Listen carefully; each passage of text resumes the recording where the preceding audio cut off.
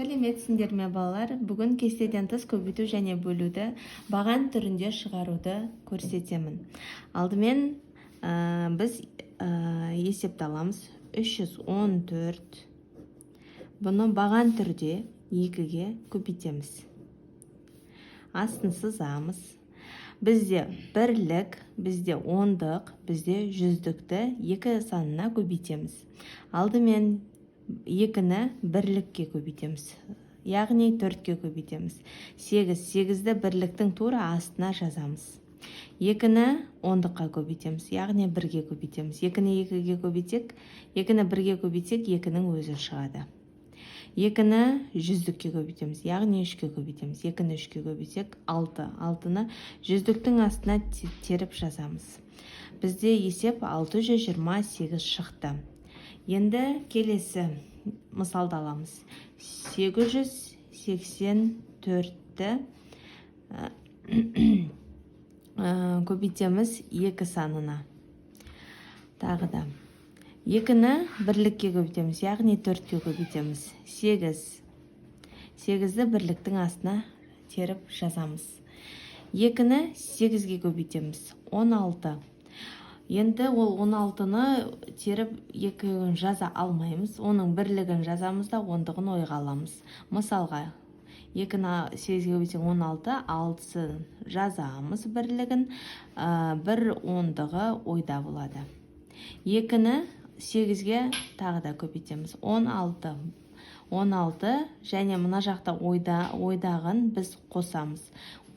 17. Біз оны жүздіктің астына теріп жазамыз. Сонда 884-ті 2-ге көбейткенде 1768 шығады. Енді бөлуді алатын болсақ, бөлуді баған түрінде үйрену үшін 963 бөлінген 3 бұрыш сызамыз. 3-ті бөлгішті жазамыз. Бөлу үшін 3-ті бірінші жүздік, ондық бірлікке қараймыз.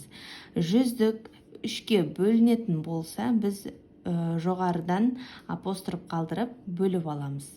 Сонда 3-ті неше санға көбейткенде 9 шығады. 3-ті 3-ке көбейткен кезде 9 саны шығады. Біз оны бөлінгіштің астына жазамыз. Сонда 3-ті 3-ке көбейткен кезде 9 шығады. Оны 9-ды жүздіктің астына жазамыз да, мұна жақтан алып тастаймыз. Алған жағдайда бізде 0-дің өз шығады. 0-ді жазбаймыз. 0 болады. 6-ны 0 3-ке бөлінбейді. Сол үшін біз ондықты түсіреміз. 6-ны түсіреміз. 3-ті неше санға көбейткен кезде 6-ның өзі шығады. 3-ті 2 санына көбейткенде 6-ның өзі шығады. Тексереміз. 3-ті 2-ге көбейткен кезде 6 шығады. 6-ты ондықтың астына теріп жазамыз. Азайтамыз. 0 шығады. 0 3-ке бөлінбейді. Сол үшін 3-ті төменге қарай түсіреміз. 3-ті неше санға бөлген кезде 3-тің өзі шығады. 3-ті 1 санына бөлген кезде 3-тің өзі шығады. 1-ді 3-ке көбейтеміз. 3-тен азайтамыз. 0. Сонда біздің есебіміз шықты. 963-ті 3-ке бөлген кезде 321 шығады. Тағы да бір мысал алайық. 842 санын бөлеміз 2 санына. Бізде жүздік, ондық, бірлік. Біз 2 санын алдымен жүздіктен бастап бөлеміз. Егер жүздік саны 2-ге жететін болса, біз жоғарыдан апостроф тастаймыз да 8-ді бөліп аламыз. 2-ні неше санға көбейткен кезде 8-дің өзі шығады. 2-ні 4 санына көбейткен кезде 8 шығады. 4-ті 2-ге көбейтесін 8. 8-ді жүздіктің астына жазамыз. Оны азайтамыз. Астын сызамыз, 0 шығады. 0 2-ге бөлінбейді. Сол үшін біз ондықты түсіреміз жанына.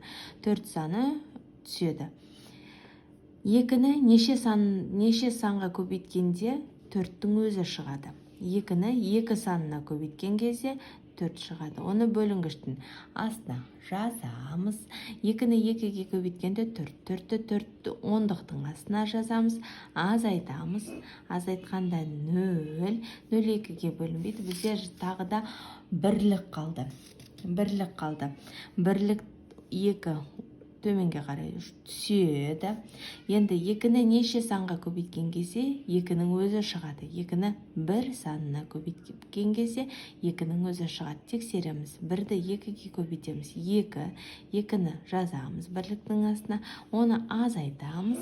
Азайтқанда 0 шықты. Біздің есеп қалдықсыз шықты және есептің мәні 421. Сонда 842-ні 2-ге бөлген кезде 421 шығады.